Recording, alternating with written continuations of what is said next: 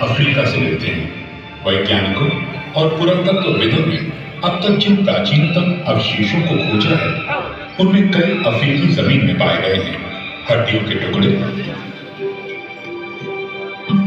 खोपड़ी के हिस्से, आदिम उपकरणों के आकार वाले पत्थर, ये सभी एक ही निष्कर्ष की ओर इशारा करते हैं कि मानव समान विशेषताओं वाले प्राणी सबसे पहले अफ्रीका में ही रहते थे।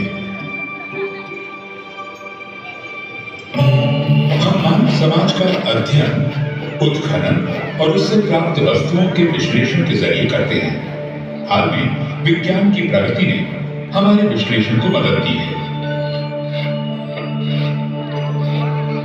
कार्बन डेटिंग और अन्य तकनीक से हम किसी वस्तु की आयु जान सकते हैं।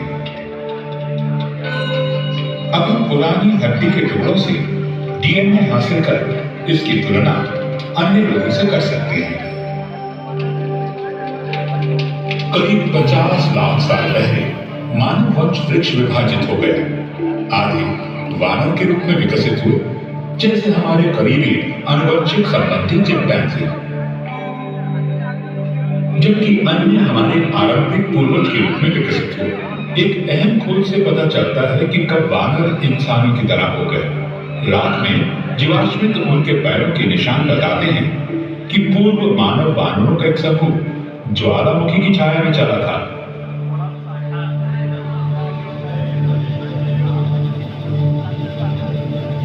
वो भी 2 पैरों पर।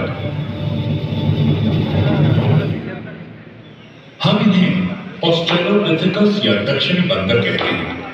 हम नहीं जानते कि ये 2 पैरों पे कैसे चलने लगे। कुछ वैज्ञानिकों का मानना है कि उन्होंने सीधा होना तब सीखा जब जलवायु बदलने लगी और खुले मैदानों ने जंगलों की जगह ली। कारण चाहे जो, 4 पैरों की तुलना में 2 पैरों पर खड़े होने के कई फायदे थे।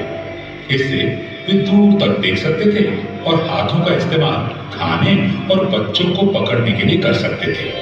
इस परिवर्तन में लाखों साल लग गए और कई प्रजातियां अधिक स्थिर होकर चलने लगी। इस प्रक्रिया में उंगली से पकड़ने की क्षमता खत्म हो गई। उनके निचले अंग पैर बन गए और ऊपरी अंग हाथ। उनके दिमागों के आकार और जटिलता बढ़ने लगी। वे बंदरों की क्षमता से परे जाकर सोचने लगे। शायद किसी आदि मानव ने यूं ही पत्थर से फली को मारा होगा और वो टूट गया, और जितनी बार उन्होंने ऐसा किया उनकी याददाश्त बढ़ती गई।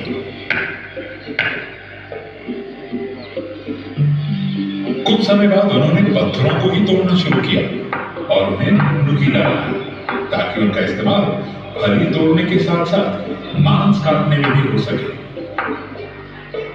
हम इन्हें होमो या मानव कहते हैं। उन्हें नए औजारों से अन्य जानवरों द्वारा छोड़े गए मांस को काटने में मदद मिली। मांस खाने से उन्हें अधिक प्रोटीन मिलने लगा। कुछ विशेषज्ञों का मानना है कि इस कारण उनके मस्तिष्क के आकार बढ़ गए। उनकी तादाद बेशक कम नहीं होगी, मगर वे परिस्थितियों से अनुकूल होने में वानरों से अधिक सक्षम थे और वे अफ्रीकी जंगल वाले इलाकों से बाहर जाने लगे। आदि मानव को मांस की तलाश में वहां जाना पड़ता था जहां अन्य शिकारी थे। लगभग 20 लाख साल पहले होमो की एक नई प्रजाति उभरने लगी।